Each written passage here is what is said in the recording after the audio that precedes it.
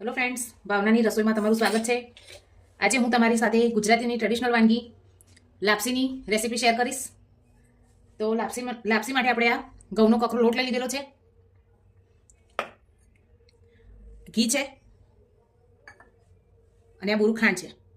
તમે બુરું ખાંડની જગ્યાએ ગોળનો પણ ઉપયોગ કરી શકો છો. અહીંયા મેં ખાંડનો ઉપયોગ કર્યો છે. એકદમ ઇઝી રીતે ફટાફટ અને એકદમ છૂટી લાપસી કેવી રીતે બનાવી શકાય એની રેસીપી હું તમારી જોડે શેર કરીશ. ચાલો ફ્રેન્ડ્સ, તો રેસીપીની શરૂઆત કરીએ. ગેસ ચાલુ કરી એક બાઉલ રાખી લઈશું. જે પ્રમાણે આપણે ઘઉંનો કકરો લોટ લીધો છે એ જ વાટકીના માપથી ઘઉંના કકરા લોટથી થોડું ઓછું પાણી લઈને આપણે લાપસી બનાવીશું.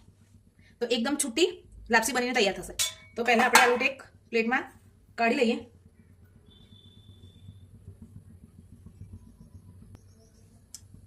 તમે જોઈ શકો છો આપણું બાઉલ પણ સરસ ગરમ થઈ ગયું છે અને આપણે જે માપથી લોટ લીધેલો એનાથી એક થોડું ઓછું પાણી ઉમેરીશું. પાણી ગરમ થાય ત્યાં સુધી આપણે આ લોટમાં મોણ કરી લઈશું. ફ્રેન્ડ્સ, હવે આપણે આમાં ઘીનું મોણ કરીશું. ઘીની જગ્યાએ તમે તેલનું પણ કરી શકો છો. હું અહીંયા ઘીનું મોણ કરીશ.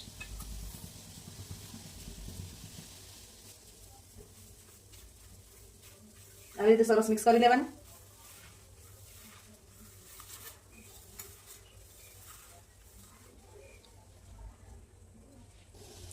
ફ્રેન્ડ્સ, હવે આપણું પાણી પણ સરસ ગરમ થઈ ગયું છે અને આપણે આ લોટમાં મોણ પણ સરસ કરી દીધું છે. હવે આપણે આ પાણીમાં પણ થોડું ઘી એડ કરીશું, જેનાથી આપણી લાપસી એકદમ છૂટી અને સરસ બનશે. પાણી ઉકળી ગયું છે. હવે આપણે આમાં લોટ મિક્સ કરી લઈશું. હવે આ સમયે આપણે થોડો ગેસ એકદમ લો કરી લઈશું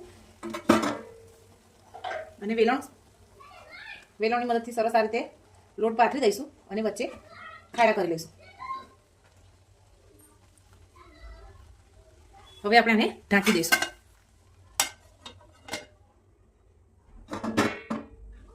હવે 2 મિનિટ થઈ ગઈ છે. આપણે આને સરસ મિક્સ કરી દઈશું.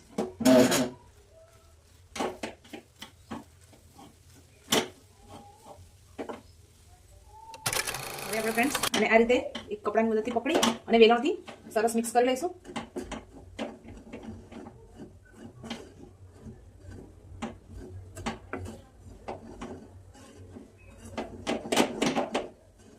સુપ્રસંગે ગુજરાતીઓના ઘરમાં બનતી આ ટ્રેડિશનલ વાનગી છે.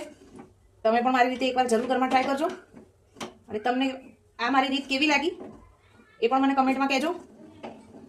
હવે સરસ મિક્સ થઈ ગયું છે. ફરી એકવાર આપણે આને ઢાંકીને 2 થી 5 મિનિટ સુધી ધીમા ગેસ ઉપર થવા દઈશું.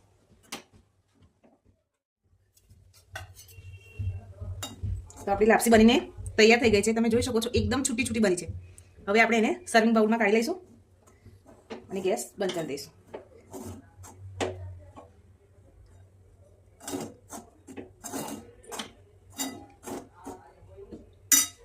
ફ્રેન્ડ્સ, આપણે સર્વિંગ બાઉલમાં કાઢી લીધી છે લાપસીને. હવે આમાં બુરું એડ કરીશું. તમે જે પ્રમાણે ગળ્યું ખાતા હોય એ પ્રમાણે એડ કરી શકો છો. મેં અહીંયા ખાંડનો ઉપયોગ કરે છે. જો તમે ગોળનો ઉપયોગ કરવા માંગતા હોય, અને મેં આ પહેલાં મોળી લાપસી બનાવેલી છે, અને જો તમે ગોળી બનાવવા માંગતા હોય તો જે વખતે આપણે પાણી ઉકાળીએ એમાં ગોળ નાખી દેવાનું. હવે આપણે ઘી નાખી દઈશું.